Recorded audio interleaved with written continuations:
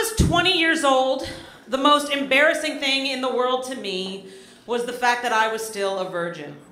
So, now, the summer between my sophomore and junior year in college, I was working at a Pizzeria Uno in Philadelphia.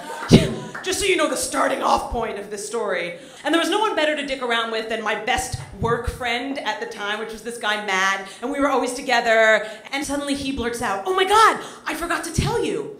So apparently, TJ likes you." TJ was one of the line cooks in the kitchen, and at 23, he was big and broad-shouldered with the shaved head and the bicep barbed wire tattoo and the most symmetrical face I had ever seen. And he was really quiet, but I could still tell that there was something so Stella about him, which was so hot to me. And so for the last month, I had been hanging around him, loitering in his station in the kitchen and hanging out after work, even going so far as to start listening to the music that he would wear, the bands on his t-shirt, because I thought that if I listened to the music that he liked, even when he wasn't around, I was still getting to be close to him. Like I could just make him appear whenever I put on Metallica, and it would, just make my thoughts of him that much more vivid and present. And so I would listen to the Black Album, specifically, Enter Sandman, because of this driving, pounding intro that just keeps building and sounding like it's heading somewhere big, I just don't know where. That sounded like sex to me. In the summer of 2009, I had been looking for just different kinds of reading series and things like that to do, and I just sort of got this idea one day, well, what if I started one where people would, tell the stories that they connected with songs from their past, because I know that I do that a lot. And then Michael Jackson died.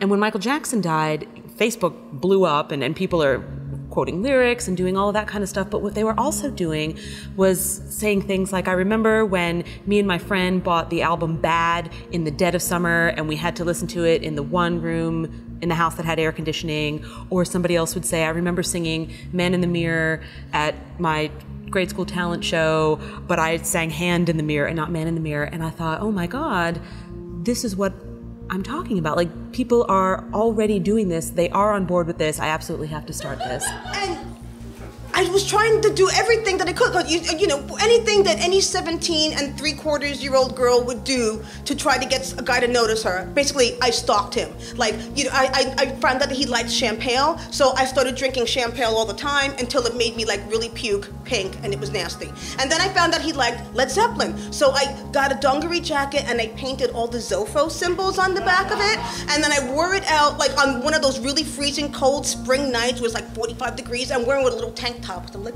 show my belly. So I'm wearing it to the schoolyard with basically nothing underneath, on the day that Eddie proclaimed to the entire 50 people hanging out that Led Zeppelin was over and they sucked and the Clash fucking ruled. So I couldn't win. We started at a cafe in Astoria called Waltz Astoria. It's this small, really cute little coffee shop.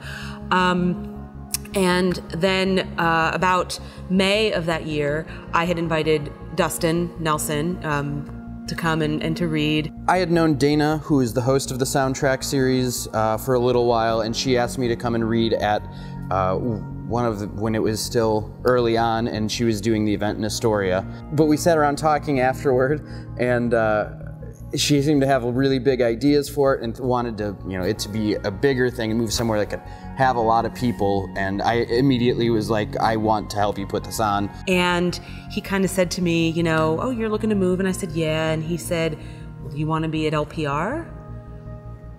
And I could not believe I got that invitation. It was like in the video for Take On Me, when he reaches through the cartoon and then I took his hand and then followed him, but that's kind of what it was like. And then I had what I thought was the greatest idea of all time.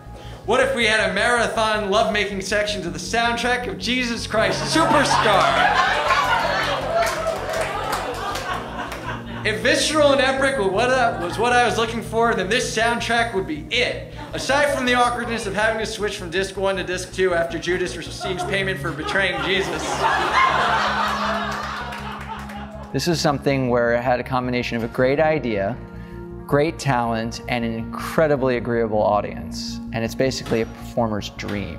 people so connect to stories about music because they have so many of their own. And that's what we're trying to do with this series, is prove just how often that happens. I got the book, the novelization of E.T. that week, and I was reading it, and I came to this certain point where I was so overwhelmed with my crush on Elliot that I closed the book and I said out loud to myself, that's it, I am gay. And it felt like I was finally doing something. Whereas, 12 is pretty young in 1982 for this. So I thought, well, I have to start letting people know, and I guess I should start with my family.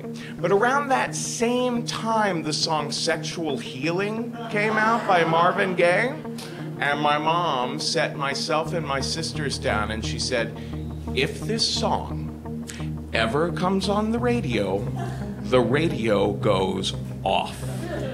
And I said, I am not telling her about this anytime soon.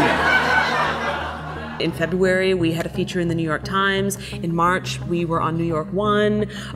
We've been a Critics' Pick in Time Out New York for over a year. Just today, we were listed as one of the best events or things to do tonight by CBS News New York. And it's just kind of growing and growing and growing. And I really do believe that being at Le Poisson Rouge, lended an air of credibility. It's like now we had cred. And I couldn't be happier that this is the soundtrack series home.